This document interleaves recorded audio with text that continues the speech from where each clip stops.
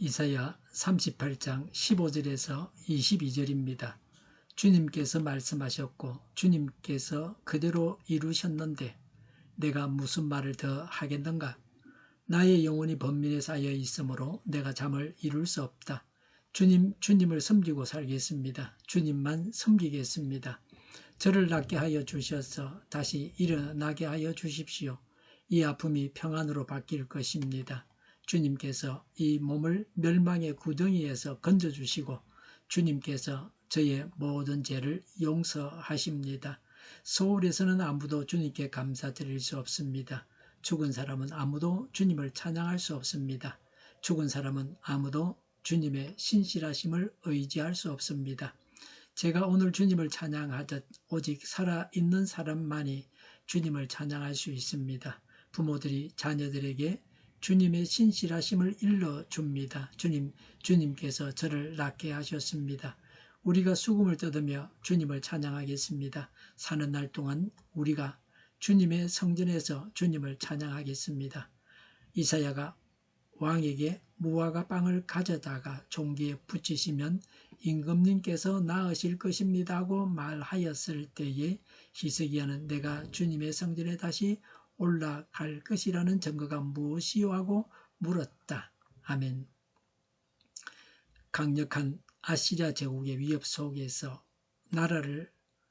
나라는 위기에 처했습니다. 설상가상으로 히스기야 왕은 죽을 병에 걸렸다는 시한부 선고를 받게 됩니다. 히스기야는 삶의 벼랑 끝에서 하나님 앞에 엎드려 통곡하며 기도했습니다. 오늘 본문은 하나님께서 그의 기도를 들으시고 생명을 15년 연장해 주시겠다는 약속을 하신 직후입니다.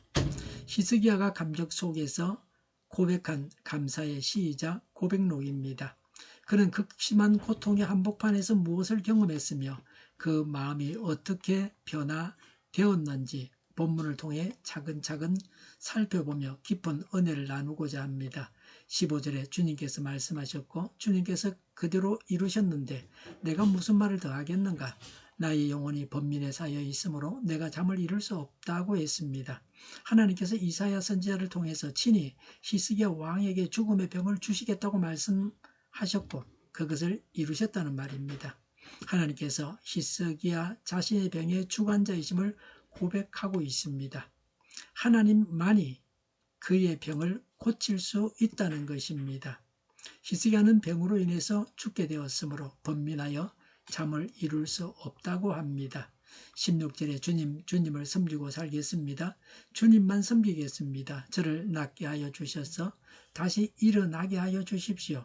이 아픔이 평안으로 바뀔 것입니다. 라고 했습니다. 외보는 부르짖어 간구하지 않고서는 그리스도의 것을 아무것도 소유할 수 없다고 했습니다. 하나님만이 자신을 고칠 수 있으시므로 자신을 고쳐 주십사고 간구하고 있습니다. 하나님 앞에 매달려 문제를 해결해 주십사고 간구해야 합니다. 17절에 주님께서 이 몸을 멸망의 구덩이에서 건져주시고 주님께서 저의 모든 죄를 용서하십니다 라고 했습니다.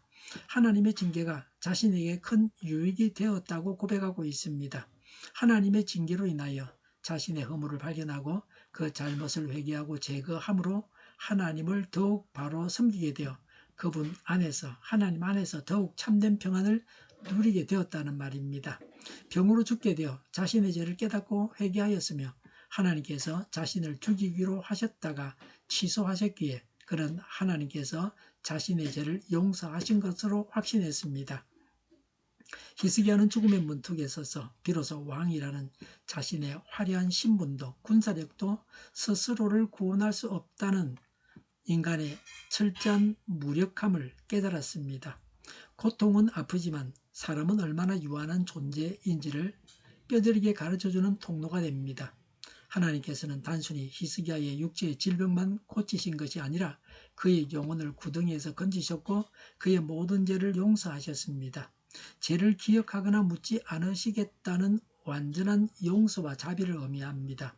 육신의 고통을 통과하는 동안 히스기야는 영혼의 죄를 씻기시는 하나님의 더 큰 구원의 손길을 경험한 것입니다. 왜 죽지 않고 살아 있어야 합니까? 히스기야가 알고 있는 죽음에 대한 표현입니다. 18절에 서울에서는 아무도 주님께 감사드릴 수 없습니다. 죽은 사람은 아무도 주님을 찬양할 수 없습니다. 죽은 사람은 아무도 주님의 신실하심을 의지할 수 없습니다. 라고 했습니다. 주님을 의지하며 감사하기 위해서는 살아있어야 합니다. 우리의 삶이 믿음과 감사로 이어져야 합니다. 19절에 제가 오늘 주님을 찬양하듯 오직 살아있는 사람만이 주님을 찬양할 수 있습니다. 20절에 주님께서 저를 낫게 하셨습니다. 우리가 수금을 뜯으며 주님을 찬양하겠습니다. 사는 날 동안 우리가 주님의 성전에서 주님을 찬양하겠습니다라고 했습니다.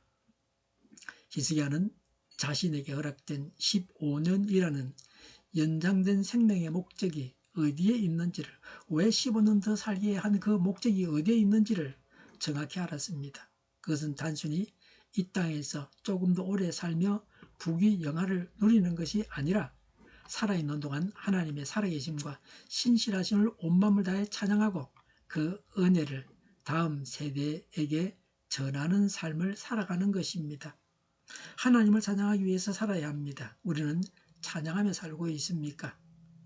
19절에 부모들이 자녀들에게 주님의 신실하심을 일러줍니다라고 했습니다. 자신이 체험한 하나님의 은혜를 자녀에게 가르치겠다고 했습니다. 부모가 자신의 체험을 자녀에게 가르친다는 것입니다. 하나님 앞에 의롭게 신실하게 살겠다는 말입니다. 살아있어야 자녀를 신앙으로 바로 인도할 수 있습니다. 자녀를 제대로 신앙으로 지도하고 있습니까? 21절과 2절은 6절 다음에 들어가야 순서상으로는 맞습니다. 21절에 이사야가 왕에게 무화과 빵을 가져다가 종기에 붙이시면 임금님께서 나으실 것입니다고 말하였을 때에라고 했습니다. 무화과 빵을 종기에 붙이라고 했습니다. 무화과 빵은 종기약입니다. 오늘날로 말하면 약을 사용하라는 거죠. 우리가 병에 걸렸을 때 무조건 기도만 하는 게 아니라 기도하면서 하나님의 인도를 받아야 됩니다. 병원 가라면 병원 가고요. 약을 쓰라면 써야 됩니다. 기도만 하겠습니다. 그건 안 되는 거죠. 하나님께서 살려주겠다고 하시기 전에는 약을 사용해도 나을 수 없었습니다. 약은 하나님께서 고치시기로 작정하신 병을 낫게 합니다. 하나님께서 고치지 않기로 작정하신 병은 약으로도 고칠 수 없습니다. 약의 효력은 제한적입니다. 약은 하나님께서 허락하신 병만 고칠 수 있습니다. 우리는 병원에 가면서도 기도하고 약을 사용하면서도 기도해야 합니다. 약을 사용해서 나아도 하나님께서 고치신 것입니다. 꼭 기도로만 나아야 한다고 고집부리면 안 됩니다. 하나님도 히스기야 왕에게 약을 사용하라고 권하십니다. 병원 가서 치료받아야 되죠. 하나님의 인도를 받아서 기도하면서 말이죠. 하나님은 약을 통해서도 병원을 통해서도 우리를 고쳐주십니다. 하나님께서 약을 사용하셔서 병을 고치시는 것은 하나님의 능력이 부족해서 그런 것은 아닙니다. 하나님은 약을 사용하게 해서 고치기도 하시고 약을 사용하지 않고도 고치십니다. 약을 사용해야 하는지 말아야 하는지는 하나님께서 정하십니다. 우리는 하나님께 순종하여 약을 사용하기도 해야 합니다. 언제나 약을 금하는 것은 신앙이 아닙니다. 22절의 히스기야는 내가 주님의 성전에 다시 올라갈 것이라는 증거가 무엇이요 하고 물었다고 했습니다. 히스기야는 자기가 나을 것이라는 증거를 대라고 했습니다. 그래서 하나님은 해시계가 거꾸로 가게 하셨습니다. 시간이 뒤로 가게 하셨습니다. 하나님은 기적을 행하셔서 히스기야가 믿게 하셨습니다. 연약한 자 히스기야의 믿음을 돈독하게 해주셨습니다. 하나님은 약한 자를 강하게 하십니다. 도마는 손으로 만져보아야 믿겠다고 했습니다. 예수님은 만져보고 믿으라고 했습니다. 때리쳐라. 네 같은 놈 필요 없다. 뭘 만져. 믿지 마라. 그러지 않고 말이죠. 도마에게 그래 만져봐라. 만져보고 믿으라. 그렇게 말씀하셨습니다. 하나님은 우리의 연약함을 도우셔서 확신하게 하십니다. 우리는 연약한 믿음을 가진 자들을 잘 돌보고 있습니까? 약한 자 앞에서는 우리도 약해져서 약한 자를 구원해야 합니다. 증거를 보지 않고 믿으면 더욱 좋습니다. 하나님 말씀은 그냥 단순하게 믿으면 좋습니다. 단순한 믿음, 어린아이 같은 믿음을 가져야 됩니다. 구약 성경에는 이런 히스기야 같은 사람도 부족한 면이 있습니다. 그래서 예수님이 오셔가지고 좀 더 온전한 것을 우리에게 보여주시는 겁니다. 우리 삶의 찾아오는 고통은 결코 우리를 멸망시키려는 하나님의 저주가 아닙니다. 우리의 영혼을 정결하게 하시고 하나님만을 온전히 예배하는 참된 예배자로 세우시기 위한 변장된 축복입니다. 고난의 터널을 지나갈 때 낙심하지 맙시다. 하나님께서는 우리의 기도를 들으시며 우리의 눈물을 보시고 우리의 죄를 용서하시며 마침내 찬양의 자리로 우리를 인도하십니다. 찬양보다 중요한 것이 있습니까? 우리에게 주신 매일의 생명을 하나님의 신실하심을 찬양하고 증거하는 일에 아낌없이 드리는 삶이 되기를 간절히 소망합니다. 하나님을 모든 것의 주관자로 알며 하나님을 믿고 감사하며 찬양하며 자녀를 바르게 신앙 지도하며 하나님을 섬기며 하나님께 순종하며 살아야 합니다. 특히 하나님께 믿음으로 간구하여 위기를 신앙으로 극복해야 합니다. 기도하겠습니다. 고난 속에 감추어진 하나님의 깊은 뜻을 깨닫게 하시니 감사합니다. 인생의 어두운 터널을 지나며 극심한 고통과 외로움 속에 눈물을 흘릴 때 낙심하거나 좌절하지 않게 하여 주시옵소서. 그 시간이 나의 영혼을 구덩이에서 건지시며 모든 죄를 등 뒤로 던지시는 하나님의 정결케 하시는 시간임을 깨닫게 하옵소서. 우리가 살아가게 하신 목적을 잊지 않기를 원합니다. 헛된 세상의 자랑에 마음을 빼앗기지 않게 하시고 오직 살아있는 자로서 하나님의 신실하심을 평생토록 찬양하며 그 은혜의 복음을 자녀들과 이웃에게 전하는 삶을 살게 하여 주시옵소서. 오늘도 우리의 기도를 들으시고 치료하시며 마침내 구원의 노래를 부르게 하실 하나님을 신뢰합니다. 하나님을 믿는 믿음으로 살고 믿음으로 구하고 응답받게 하옵소서. 온 세상의 교회 단합법이 없어지게 하옵소서. 저희를 불쌍히 여겨주옵소서. 저희를 악에서 구하옵소서. 하나님의 뜻이 이 땅에서도 이루어지게 하옵소서. 저희의 간구에 응답하여 주옵소서. 기도하기를 쉬지 않게 하옵소서. 저희의 필요를 채워주시고 오늘도 차고 넘치는 복된 삶을 살게 하옵소서. 감사와 찬양을 하나님께 돌려드리며 우리를 위해서 구원하신 예수님의 이름으로 기도드립니다. 아멘.